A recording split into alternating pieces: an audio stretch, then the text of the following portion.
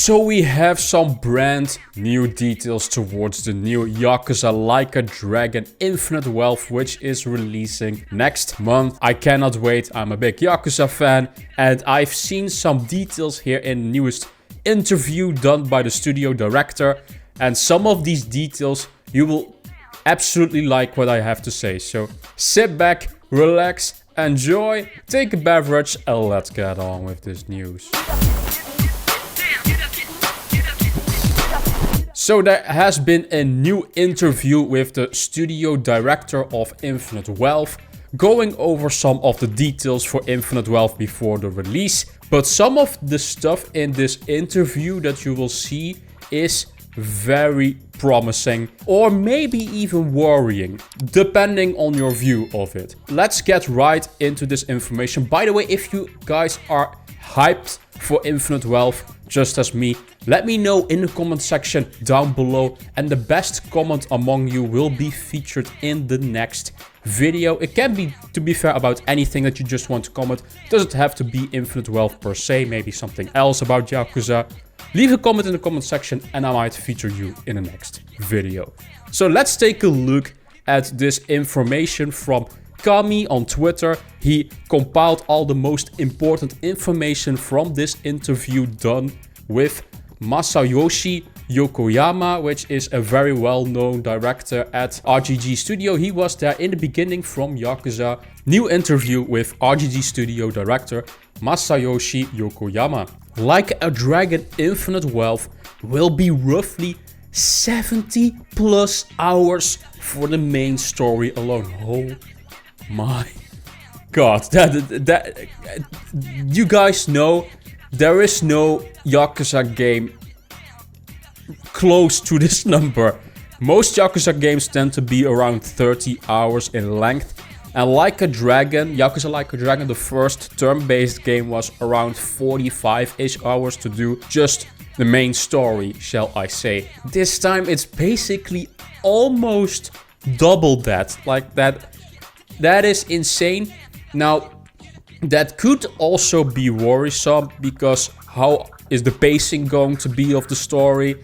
Because I remember I played Like a Dragon Gaiden this year as well. I haven't done a review for it on Ace Eyes, but I was kind of tired of doing reviews for this year because I've done so many. It's a good game, don't get me wrong, but some parts in that game are a little bit padded out to have a full-length 15-hour game, shall I say. I don't want this game to be over-length, padded out, just for the sake of having a big game, but I have the trust still in RGG that they do a good job, because all of their stories are very well written. So I have a good feeling that this will be at least with a good pacing, hopefully. The fact is, though, you have to remember Kiryu is also in the game, and they also confirm here that there are two main protagonists. Confirmed, Infinite Wealth is much larger than Yakuza Like a Dragon, with two main protagonists and tons of side content for each. So I was just thinking that Kiryu would be kind of just a side character, or just like a party member, shall I say, still an important character, and maybe even having some own story, but that it wouldn't be an actual main protagonist. Turns out that Kiryu is in fact an actual main character, just like Ichiban. That's basically something like Yakuza 0, when you guys had Majima as an actual second main protagonist. So I do think there's a whole chunk of the game where they will spend on Kiryu's story. If you guys know what is happening with him, if you've seen the trailers. I'm not going to spoil that, because there are a lot of guys who want to stay spoiler free, but something serious is happening with Kiryu right now. That's all I can say, and he needs maybe a lot of screen time to, of course, have his own story. So I do get it, though, that they then want to make it 70 hours, and that also explains the length of the story. Pre-orders are looking to break their all-time record. Okay, that's pretty nice. No plans to bring it to Xbox Game Pass at the moment. I don't really mind that, to be fair, because this is a very big game, being 70 plus hours. And yes, Gaiden was, I think, on Xbox Game Pass, but that was kind of a smaller game. So I do highly understand Sega that they don't want to put this on Game Pass immediately. Maybe it will come at a later date, of course, that is absolutely possible. Wants people to treat Infinite Wealth like a TV drama.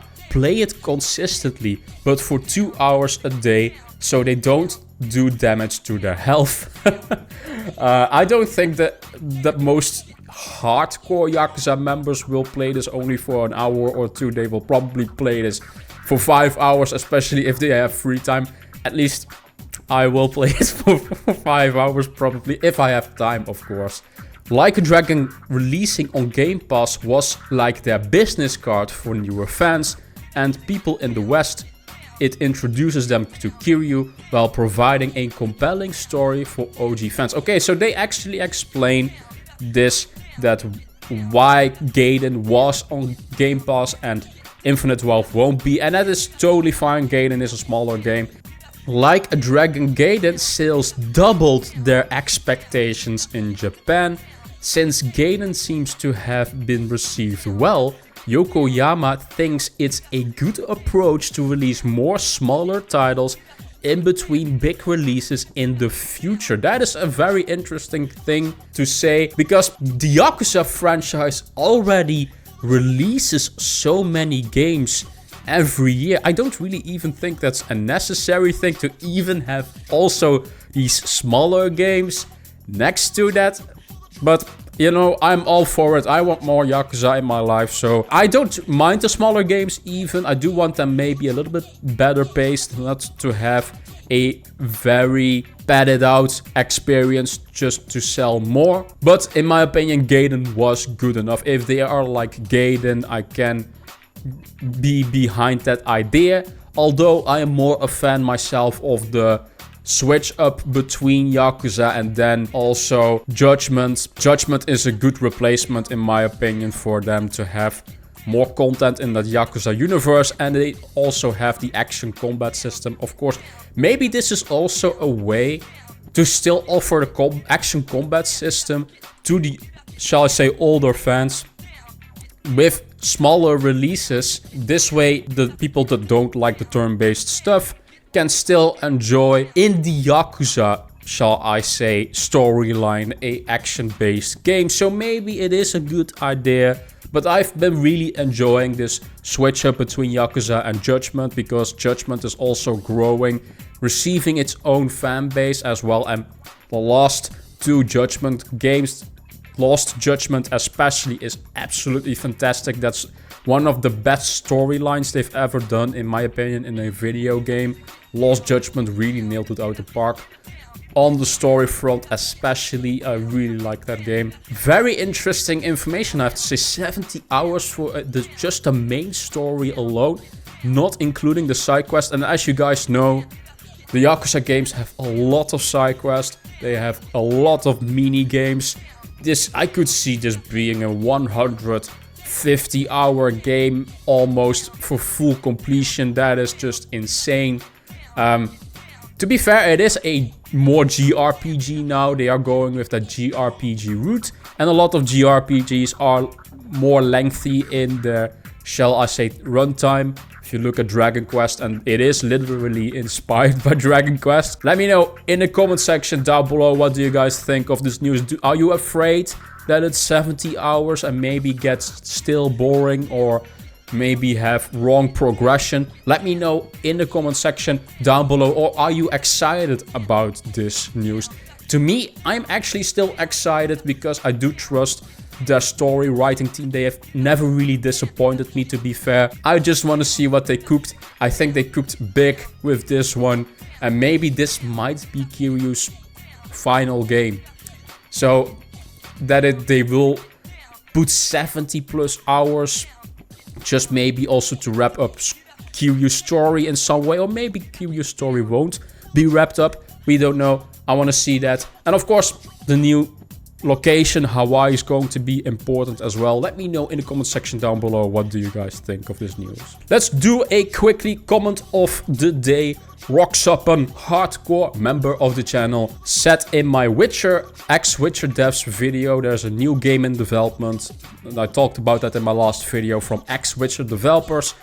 I'm excited. What game will be this untitled AAA dark fantasy game from the ex-Witcher developers?